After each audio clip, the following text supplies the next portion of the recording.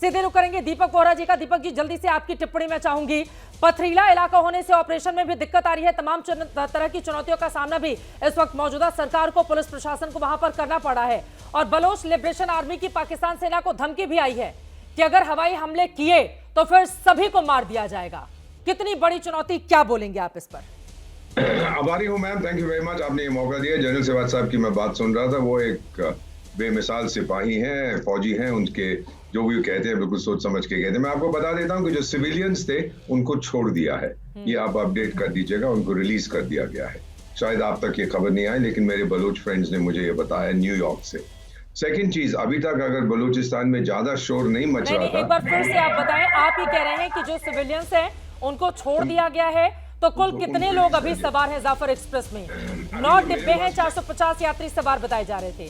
शुरू में थे 500 के लगभग, उसमें से 130 या 140 जो मेरे पास न्यूयॉर्क से खबर आ रही है फ्रॉम माय बलूच फ्रेंड्स, उनके बलूच लिबरेशन आर्मी के साथ कॉन्टैक्ट्स हैं। उन्होंने ये भी कहा है कि अभी तक अगर हमने बलूचिस्तान में ज्यादा शोर नहीं किया तो इसलिए कि हमारे पास नंबर्स नहीं थे, लेकिन अब हमारी वेपनरी और ट्रेनिंग बढ़ गई है। मैम, हमारे को जो ट्रेनिंग दी जाती है विदेश सेवा में, टू एनालाइज, ये ट्रेन आ रही थी फ्रॉम क्वेटा टू पेशावर, यानी बलूचिस्तान से ये नीचे को वापस आ रही थी। तो इसमें सिपाही शायद रेस्ट एंड रिक्रिएशन के लिए, या जो सिपाही वहां पर मौजूद थे वापस आ रहे थे, तो बलूचों ने इनको मारा है। जो ट्रेन उल्टी तरफ जाएगी बलूचिस्तान में, वो तो बिल्कुल सतर्क रहते हैं हमेशा। ये वापस आ रहे थे कि भाई अब अपने परिवार के पास जा रहे हैं, थोड़े रिलैक्स्ड हो गए, इंटेलिजेंस के आधार पर इनको ठोका है।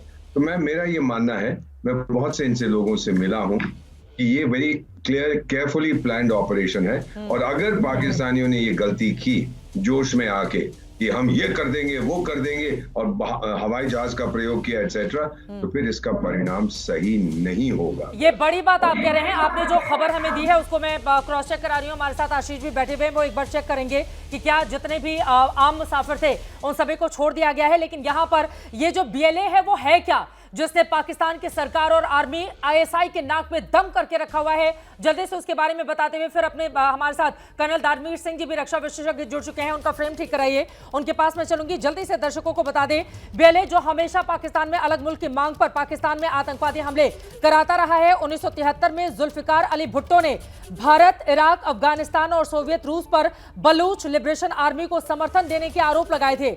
बलूचिस्तान के नागरिक 1947-48 से ही पाकिस्तान का हिस्सा बनकर नहीं रहना चाहते। इनका आरोप है कि पाकिस्तान इन्हें दोयम दर्जे का नागरिक हमेशा मानता रहा है। बलूच लिबरेशन आर्मी का गठन 1970 के दशक में हुआ था।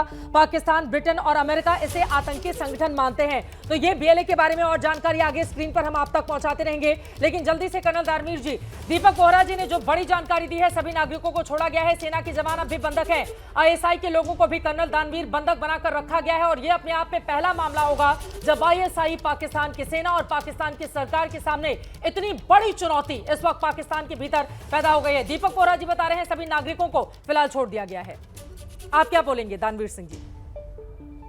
समझना पड़ेगा कि जैसा आप बोल रहे हैं कि ट्रेन को हाईजैक कर लिया गया है। ट्रेन को हाईजैक करने का मतलब है कि बहुत बड़ा इलाका जहां पर ट्रेन इस समय है, वहां पर पाकिस्तानी गवर्नमेंट की रिट नहीं चलती है, बिकॉज कोई जहाज नहीं है। एयरक्राफ्ट को हाईजैक करना एक अलग बात होती है।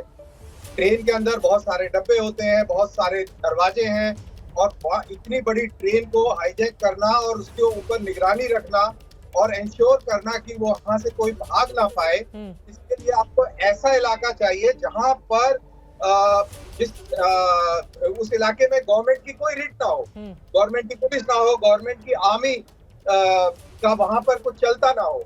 और ये बात फजलुर रहमान ने भी कही है कि ऐसे बहुत सारे इलाके हैं जहां पर पाकिस्तानी सेना ने भी चौकियों को खाली कर दिया है।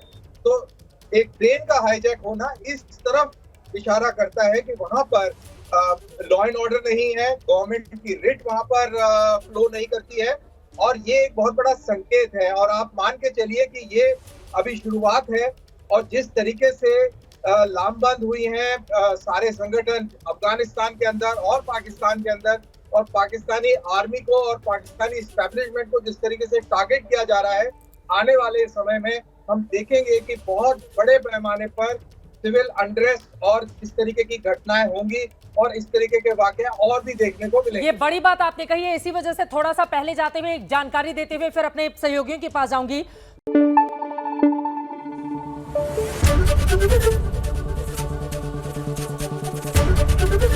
एबीपी न्यूज आपको रखे आगे।